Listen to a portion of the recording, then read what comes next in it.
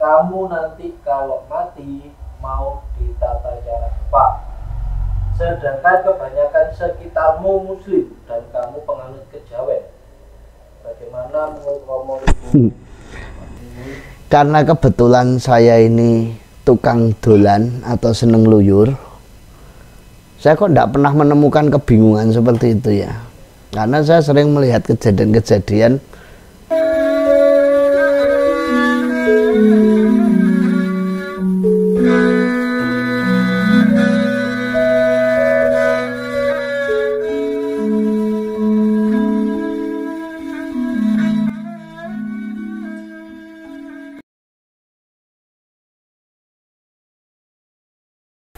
Ayo sugeng dalu datang Romo. Dahulu mana Nabi sama turunannya Bodronoyo Eyang Ismoyo. Turunnya Bodronoyo Eyang Ismoyo. Dan kenapa Eyang Ismoyo tidak menerima ajaran baru yang dari luar? Matur. Satu, kalau jenengan lihat video-video saya sebelumnya bahwa ini hanya beda konsep, ini berbeda konsep dan beda penyebutan. Jagat seduk nalika semesta ketika masih kosong, maka yang ada hanyalah suwung. Di kesuwungan atau kesunyian itu akan muncul sebuah gema suara, dan dari gema suara itu nanti akan muncul cahaya. Nah, cahaya pertama itu akan pecah menjadi tiga, yaitu Antogo, Tejomoyo, Ismoyo, Manikmoyo. Nah, berarti kan ya duluan Ismoyo daripada nabi-nabi itu. Selesai. Itu jawabannya yang pertama. Yang kedua, kenapa yang Ismoyo tidak menerima ajaran dari luar? Bukan tidak menerima. Tak jawab sekali lagi ya. Yang Ismoyo bukan tidak menerima, tapi yang Ismoyo hanya mengingatkan bahwa ketika ajaran ini masuk, maka penghancuran, penderitaan, kesengsaraan anak turunmu ini nanti sekian ratus ke depan itu loh. Coba warisan leluhur kita, pohon ini jangan ditebang nak. Kalau kamu tebang, kamu harus nanam 10-100 pohon baru kamu boleh tebang. Pohon ini kita hargai, kita hormati karena sebagai paru-paru dunia, sebagai cadangan air dunia. Tapi terus aliran tertentu, tidak ada itu. Manusia diciptakan paling sempurna, bumi ini diciptakan untuk manusia, potong saja. Jadi, longsor di mana-mana. Ya toh, polusi meningkat. Baru nanti bingung. Bukan Eyang Semar itu melarang, tidak. Mereka ini masih lahir berapa ratus tahun yang lalu. Mereka ini baru lahir di abad ke-5, ke-6, ke-7 maaf. Mereka barulah ada abad 6 ke-7. Mereka terlalu dini untuk ngajari kamu. Ya, di sana masih perang minta ampun, di sini sudah bangun candi. Di sana masih konsep mengangkat derajat wanita, kita sudah punya raja wanita. Karena Eyang Semar hanya membatasi itu, bukan melarang. Kamu sadar tah dengan ajaranmu bahwa ajaranmu masih konsep, sedangkan ajaran kita sudah praktek. Loh, orang praktek kok suruh berkonsep, itu kan lucu. Iya tak? Sama dengan kamu ngajari bebek berenang dan memberikan garam ke dalam lautan. Lo konsep berketuhanan dari sana itu karena sana itu negara yang kacau balau sehingga nggak mengenal Tuhan, diberi ajaran ketuhanan. Lo kene iki wis berketuhanan jauh sebelum itu. Ada konsep man hill. Iya dah. Ada konsep punden berundak. Kita mengelilingi batu itu. Sudah ada prosesi seperti itu. Nah, ajaran Jawa itu masuk pada kesucian, kesempurnaan, kelanggengan. Maka kita diajarkan bersuci, menyempurnakan diri untuk masuki pada keabadian. Sehingga nanti ada konsep namanya kelestarian. Nggak, ajaran yang lain adakah seperti itu? Coba. Masih penuntun. Bolak-balik jaluk dituntun wae. Bolak-balik jaluk tunjukkanlah jalan yang lurus.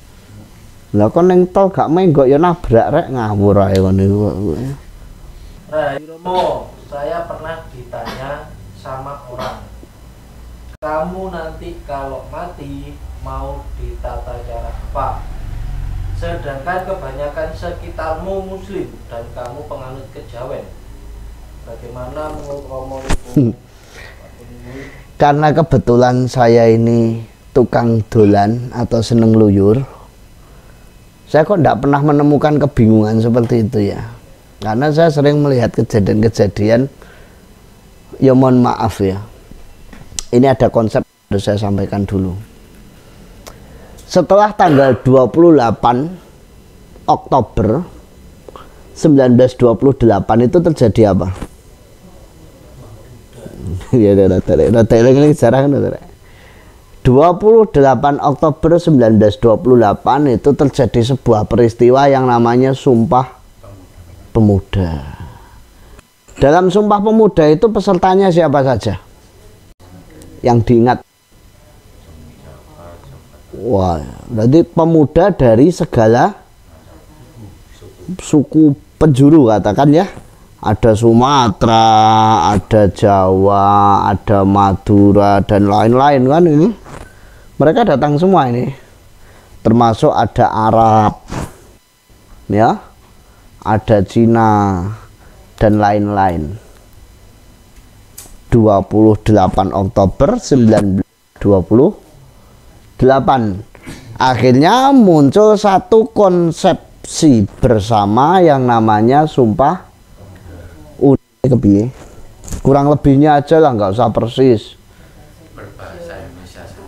Berbahasa Indonesia. Berbahasa Indonesia, berbangsa satu, bangsa Indonesia, tanah air satu, tanah air. Dari bahasa, bangsa dan tanah air satu yang namanya Indonesia, maka konsep berjalan sudah tidak ada lagi Jawa, tidak ada lagi Bali, tidak ada lagi Batak, tidak ada lagi Cina, tidak ada lagi Arab, tidak ada lagi.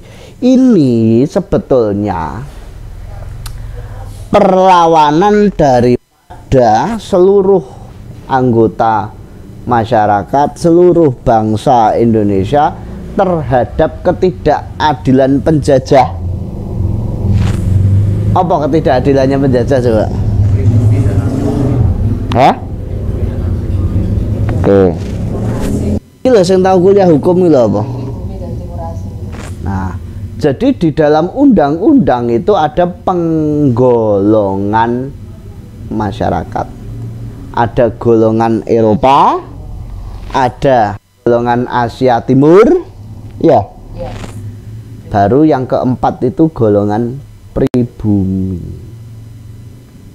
Pemberlakuan hukumnya berbeda, sehingga perlawanan daripada BW, WVK dan lain-lain itu muncullah Sumpah Pemuda. Lalu nanti akan muncul lagi yang namanya pembukaan undang-undang. Iya dah, bahwa kemerdekaan itu ialah hak segala bangsa, oleh sebab itu penjajahan di atas harus dihapuskan karena tidak sesuai dengan, sehingga itu harus dihapuskan. Kalau masih ada orang di daerahmu bilang kamu kan kejawen, kamu kan Katolik, kamu kan Kristen, kamu kan Islam, kamu kan Buddha, tapuan gak Garuda Pancasila itu atau atas.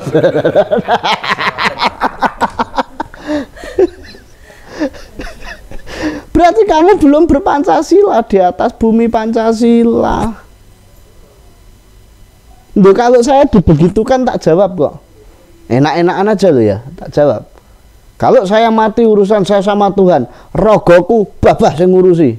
Sing bingung mesti tanggane. Jan nopo seminggu nek tanggane mutah kabeh.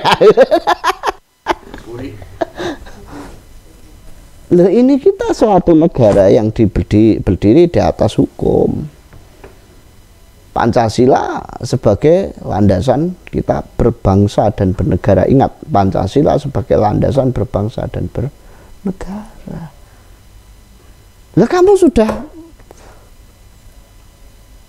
mengatakan Sumpah Pemuda mbah-mbahmu dulu. Para pendiri bangsa ini sudah menyatakan diri di atas Pancasila. Akulah pejuangmu, kan begitu toh?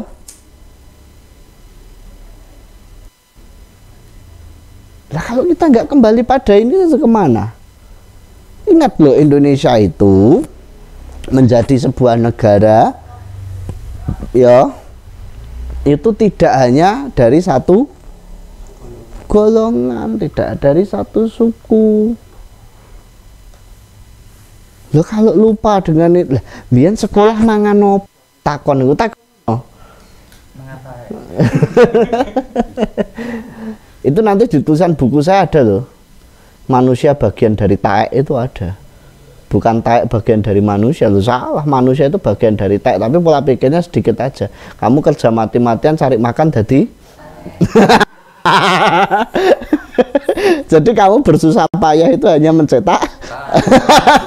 Itu nanti di buku saya ada itu nanti. Beda ngetot ke otak kok lak guyu dhewe.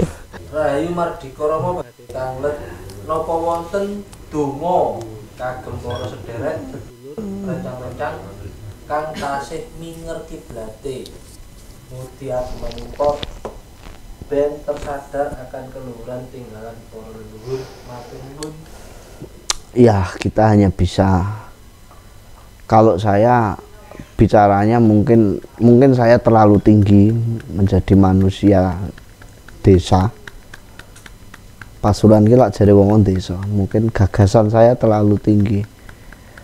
Tapi gagasan saya bukan begitu. Kalau gagasan saya ingin memang damai, hanya itu saja.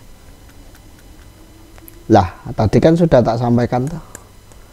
Ketika negaramu dalam kehancuran, serahkan pada hukum, karena hukum akan mengadili. Tapi kalau toh hukum itu pun sudah tidak adil, maka serahkan pada Tuhan, karena Tuhan akan mengaget jarimu dengan caranya. Tapi kalau toh cara Tuhan juga nggak bisa menyelesaikan, maka serahkan pada kehancuran, karena dengan kehancuran manusia akan bertanya, salahku apa? Itu nanti baru bisa terjadi kesadaran bersama. Udah, ya kita hanya bisa mendoakan.